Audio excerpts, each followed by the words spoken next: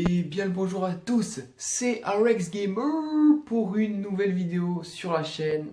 Alors là j'ai le sourire, mais je vais pas le garder longtemps les gars. Je vous explique pourquoi je vous fais cette vidéo. C'est un peu une réaction à chaud. Je suis tombé sur les vidéos de Bruce Granek et de AF5 sur les bêtas de FIFA 21. J'en ai tiré 3 conclusions qui sont dramatiques. Mais vraiment dramatiques, j'insiste sur ce terme. Euh, Première chose, les gars, en fait, j'ai compris un truc. On va acheter une mise à jour. Vous savez, les mises à jour qu'on se tape toute l'année et qui nous prennent juste du temps, bah là, elles vont carrément nous prendre de l'argent.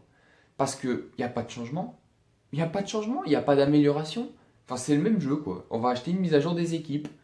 Tu vas payer 50 € le fait que Rodrigo, il passe à Leeds. Ou que Ferran Torres, il passe à Manchester City.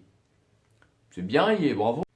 En plus, les gars, et ouais, le problème il est là, c'est que l'attaque est encore plus favorisée dans FIFA 21. Déjà, j'ai énormément souffert là-dessus avec les joueurs qui étaient capables d'enchaîner un nombre de dribbles irréaliste, tout simplement. Mais là, ça va être encore plus. Enfin, au bout d'un moment, il va falloir que ça s'arrête parce que sinon, on va jouer à foot de rue. On va jouer à foot de rue, c'est le même jeu.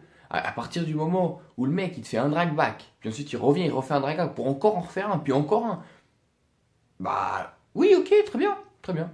Achetons foot de rue. Et pour finir, le dernier point, c'est tout simplement la vitesse du jeu. Ça va beaucoup trop vite. Les joueurs, ils ne font pas de la course, ils glissent. Le terrain, c'est de la glace. Tu vois? Tu mets une profondeur et le mec, il se lance et il glisse. C'est pas possible. Il faut que le jeu il soit ralenti. Il faut que ça ressemble à du football. Alors peut-être le jeu sera au début pour s'adapter, on va trouver ça plus ennuyant.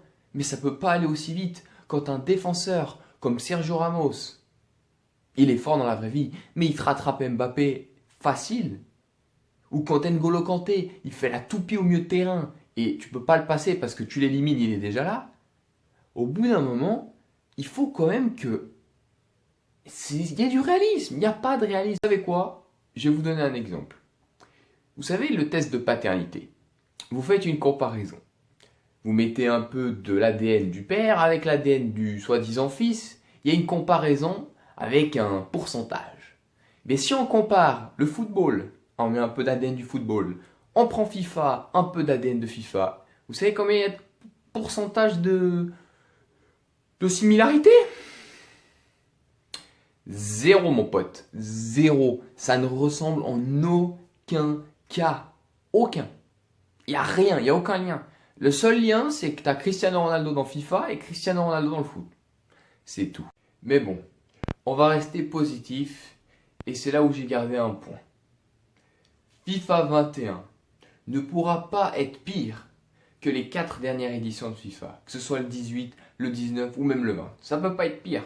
Parce que s'ils font un jeu pire, ce sera un jeu de handball. C'est simple. Ce sera FIFA 21, mais ce sera un jeu de handball. Donc les gars, je vous rassure, vous allez juste avoir une année compliquée comme vous avez eu les dernières années. Le jeu sera pas meilleur, j'en doute vraiment fortement. Mais ce que je peux vous donner, c'est accrochez-vous et battez-vous pendant une année. Et j'espère que FIFA 22 sera un bon FIFA, tout simplement. Voilà.